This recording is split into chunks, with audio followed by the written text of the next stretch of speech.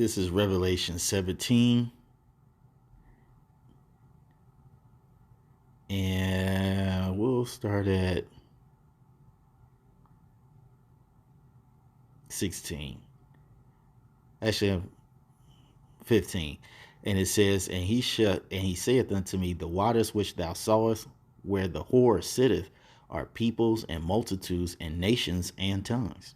And the 10 horns which thou sawest upon the beast, these shall hate the whore, and shall make her desolate and naked, and shall eat her flesh and burn her with fire. I like to give all glory, honor, and praises to Yahweh Ba'ashem Yahweh Shai. Double honors to the apostle elders of Great Millstone who rule well. And salutations to all you brothers out there pushing this word in love, truth, sincerity, and humility. Once again, it's the brother Shatir from the Chicago camp, coming back to you with what I hope is another quick and edifying sit down. And I found a very interesting video on TikTok, which has now become a great tool to do mini sit downs with. So I could describe a little bit of it, but we're just going to let this video play. Against the Western hegemony. And that's really what it is. You know, it's not just Brazil, Russia, India, China, and South Africa. You have well over a dozen countries that have already applied, such as Algeria and Argentina and Iran, the United Arab Emirates, Nicaragua, Turkey, Indonesia, Senegal, Nigeria, Afghanistan, Egypt, Kazakhstan, and the biggest one of all, Saudi Arabia, has formally applied to the BRICS nations. And so when you talk about this growing cohesion of countries, there are others that they're already set their eyes on. And in Brazil's backyard, you have Argentina. In Latin America, you have Nicaragua. In Central America, Algeria. You have Egypt. Excuse me. In near South Africa, you have Algeria, Egypt, Iran, Saudi Arabia, as we just talked about. The United Arab Emirates, Nigeria, Senegal, Afghanistan, Kazakhstan, India, Indonesia, Thailand. All of these countries and their neighbors that are growing together are forming a massive, very imposing, not only from a GDP, but you put all these countries together and their military might is very, very strong as well. And they're talking, those are the BRICS plus. Now they're talking about adding more countries, including Costa Rica, El Salvador, Guatemala, Honduras, Panama, Bolivia, Chile, Cuba, Ecuador, Peru, Uruguay, Venezuela, Azerbaijan, Mongolia, Kazakhstan, Turkmenistan, Uzbekistan, Pakistan, Sri Lanka, and Vietnam. The list goes on and on and on. And okay, so what that means is right now they're dealing in this. Correct. In 1944, this became the reserve currency of the world right after World War II. What is this coalition of countries standing up? Ooh-wee. Ooh, this ain't looking good for America. See, America ain't the big dog, the big bully on the playground anymore. All right, as you just heard, all these nations are coming up. And they're forming an alliance, which, as the man said, not only strengthened themselves economically, but it also strengthened themselves military-wise. And now the big bully in the room, America, is starting not to look so big. Once again, we're going to read this Revelation 17 and 6 and 15. And it says, and he saith unto me, the waters which thou sawest, where the whore sitteth, are peoples and multitudes and nations and tongues. And the 10 horns which thou sawest upon the beast, these shall hate the whore, and shall make her desolate. And all these nations hate America. They hate America because of, as the scripture says, its unrighteous dealings and riches gotten by deceit.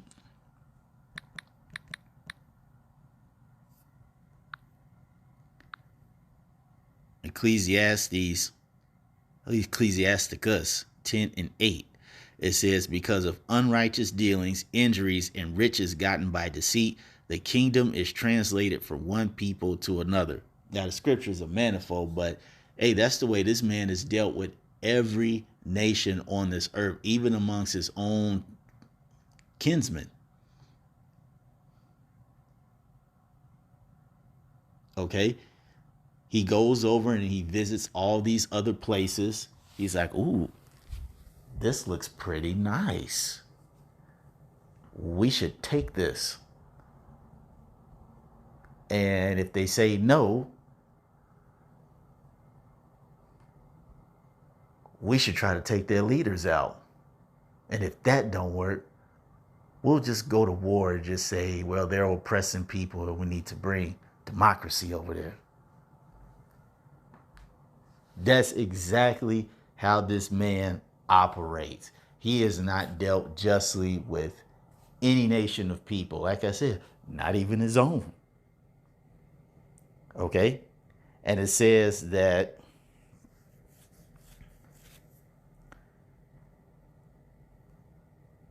the kingdom is translated from one people to another. This is how this guy got control.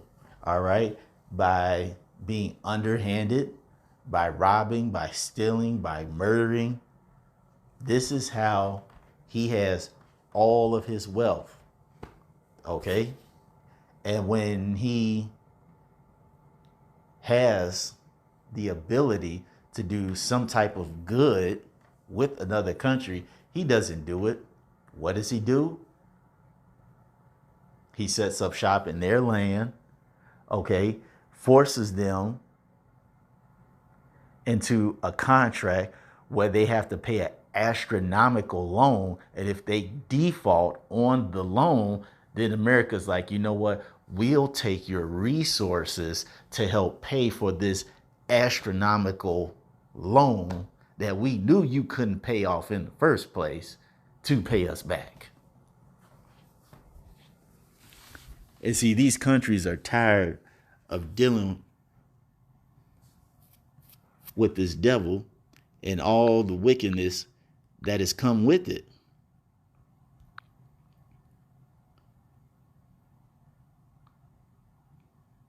All of them hate him. And now they want to exact their revenge. That's why it says, and shall make her desolate and naked. Because America has been living big off the backs of all the nations, especially the Israelites. But as I said, he's done this with all the other nations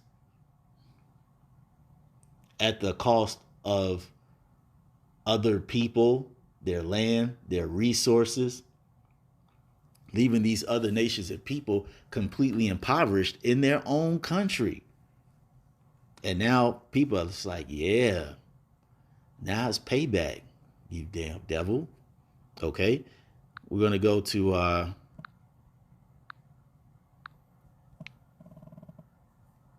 and I've gotten this before. It's in Ezekiel. I want to say it's Ezekiel 35.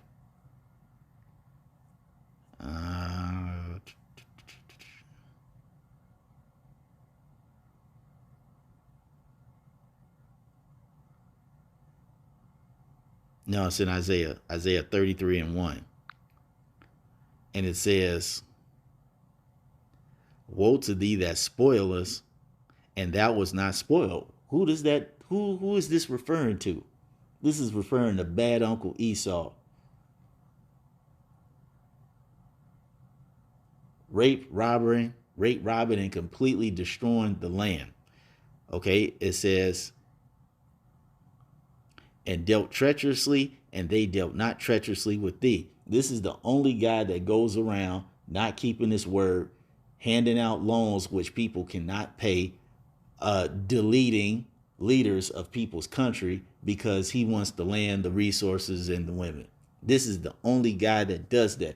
No other nation has ever done that to America. It says, when thou shalt cease to spoil, then shalt thou be spoiled, and when thou shalt make an end to deal treacherously, okay, because he's very close to reaching his end game. That's why all these other nations are getting together and forming an alliance, because when this guy finally gets too bold in his pride and his military might, that's when all these other countries are going to team up together and they're going to start launching them nukes. It says, when thou shalt cease to spoil, thou shalt be spoiled. And when thou shalt make an end to deal treacherously, they shall deal treacherously with thee. Because just as America has shown no mercy, these other countries are not going to show mercy. And there's a scripture. Hold on, let me put this on pause and find it. Classic scripture, Matthew 5:7. It says, "Blessed are the merciful, for they shall obtain mercy." Okay? But Esau has not done mercifully with all the other nations. That's why the Lord said,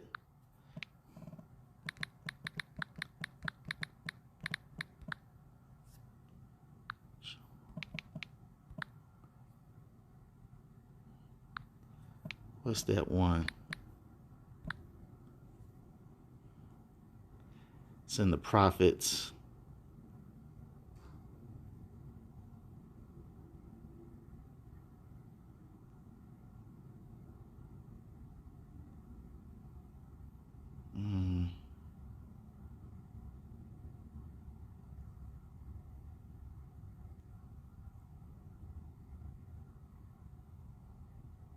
James 2:13. And it says, no, I'm going to start at 2. It says, "So speak ye, and so do, as they that shall be judged by the law of liberty. For he shall have judgment without mercy that have showed no mercy, and mercy rejoiceth against judgment." And that's what's about to happen to this place, America, Babylon the Great, or as I like to call it, Babylon the Snake, because it's dealt treacherously and it has spoiled many nations, especially the Israelites, you so-called blacks, Latinos, and Native Americans. And now, as Galatians 6:7 says, hey, it's time for payback. So all these nations are gathering up together, forming an alliance, because when that mighty day comes, the Lord's wrath, hey, these other countries are not going to waste any time putting a foot in America's ass. So it's a beautiful thing. That's all I wanted to say. Until the next time, hope you're ratified. We're going to say shalom.